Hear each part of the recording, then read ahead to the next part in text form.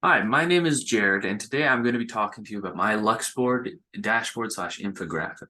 So, a quick background on what Luxottica is they are the world's largest company in the eyewear industry. You may not have heard of Luxottica itself, and that's because they are a vertically integrated company. So they make the entire process of building eyewear. So they start with the design process and then they manufacture the glasses and then they distribute the glasses and then these glasses go to the realtors. Now you've probably heard of these realtors before. These retailers, they include Lens Crafters, Pearl Vision, Sunglass Hut, just to name a few. And as well as Luxottica has domain or ownership over certain brands that you may know. For example, Luxottica owns Ray-Bans, Oakley's, and Cephroplex. Now, this being the case of Luxottica owning the entire process on building glasses, their market strategy consists of having a monopoly.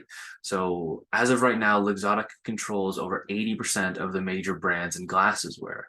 And to hammer this home even further, they recently in 2019 just had a merger with another very large glasses company called Essilor, forming, as you can see down there, the Essilor Luxottica as it is now known today. And then this combined market capitalization approached around 70 billion as of 2021. So they are a very large company as of now to contender.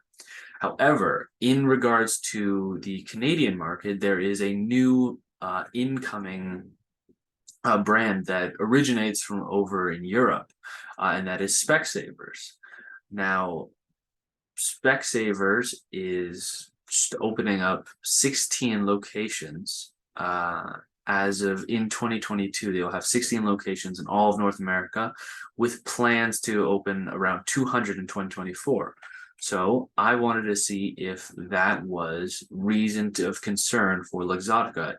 Is this another company that they need to be worrying about that will jeopardize their monopoly, or will they be able to maintain profits and almost treat Specsavers as a smaller business that won't impact Luxottica's profits at all? So there's a lot of the decision making in process. So it is a huge market, the eyewear industry. In fact, over 4 billion adults need some form of ocular support.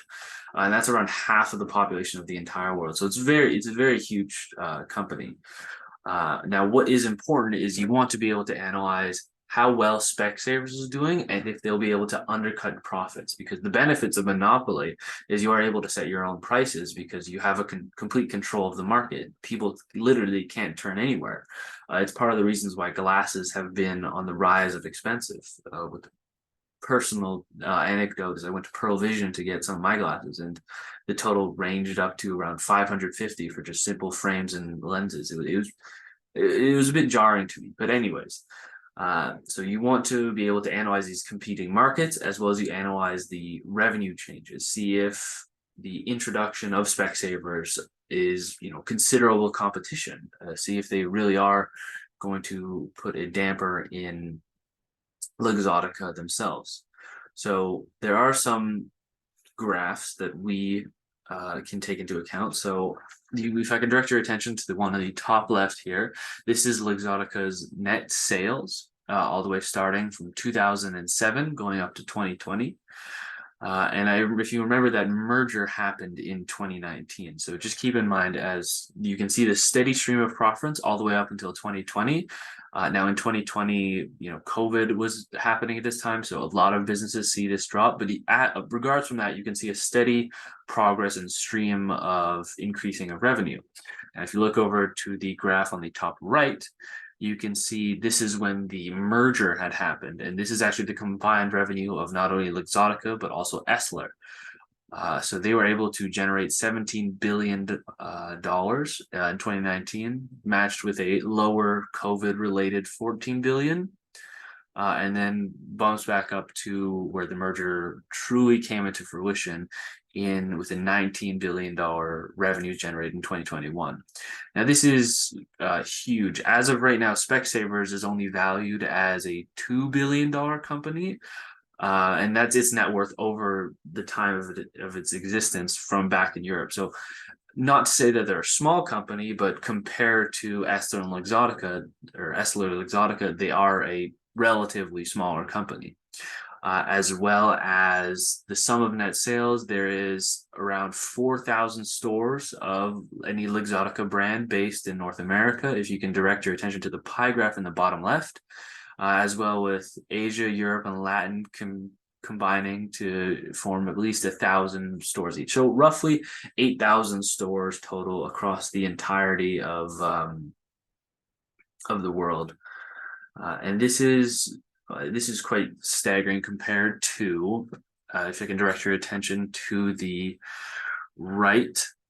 bottom right graph here. So as the list goes down, you can see all of these Luxottica owned brands that are operating in North America, like that Sunglasses Hut I mentioned before, Lens Crafters, and Target Optical.